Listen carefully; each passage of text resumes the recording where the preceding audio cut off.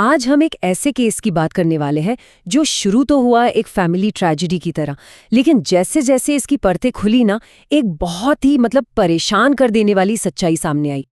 कातिल पिता जिसने अपने ही जवान बेटे को मरवा दिया।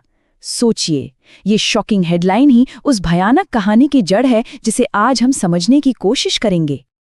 तो चलिए इस केस की गहराई में चलते हैं। सबसे पहले ये मामला पुलिस के पास एक दुखद एक्सीडेंट के तौर पर ही आया था। तो हुआ ये कि शुरुआती रिपोर्ट में बताया गया कि 29 साल का एक नौजवान था अनिकेत शर्मा, उसकी संभल में एक रोड एक्सीडेंट में मौत हो गई। अब पहली नज़र में तो ये एक अनहोनी ही लग रही थी, एक सीधा साधा केस। लेकिन फिर आई पोस्टमार्टम रिपोर्ट और बस यहीं से पूरी की पूरी इन्वेस्टिगेशन का रुख ही बदल गया। सिर्फ एक शब्द और सब कुछ बदल गया। जो केस पहले रोड एक्सीडेंट था वो अब मर्डर बन चुका था, और जाहिर है यहीं से ये एक मर्डर इन्वेस्टिगेशन में तब्दील हो गया। तो हुआ क्या?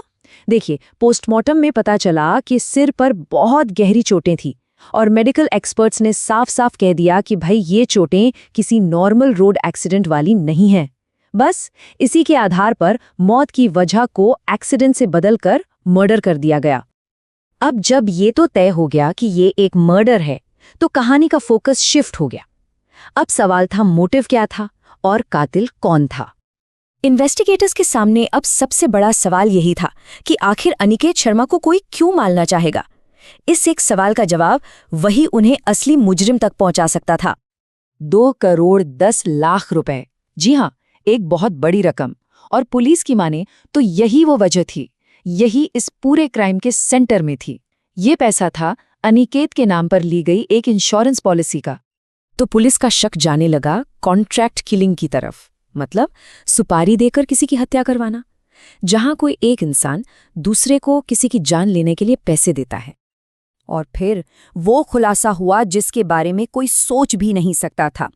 मुरादाबाद पुलिस का जो मेन सस्पेक्ट था वो कोई और नहीं बल्कि विक्टिम का अपना सगा बाप बाबूराम था। तो अब पुलिस के लिए चीजें साफ होने लगीं। उन्होंने इस मोटिव और जो कथित मास्टरमाइंड था उसके बीच की कड़ियां जोड़नी शुरू कर दी।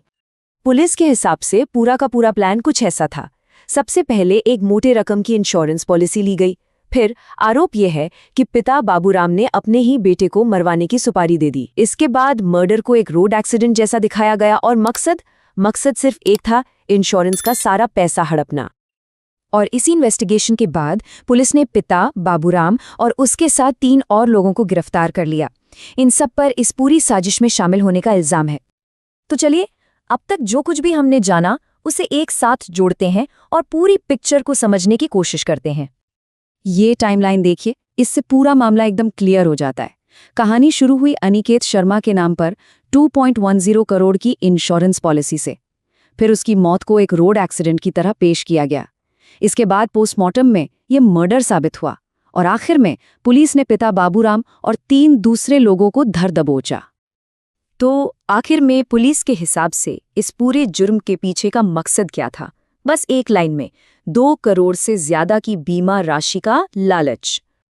और ये पूरा मामला हमें एक बहुत ही बेचैन कर देने वाले सवाल के साथ छोड़ जाता है कि आखिर लालच, पैसे का लालच, परिवार के सबसे मजबूत रिश्ते पर, मतलब एक बाप बेटे के रिश्ते पर इतना भारी कैसे पड़ सकता है?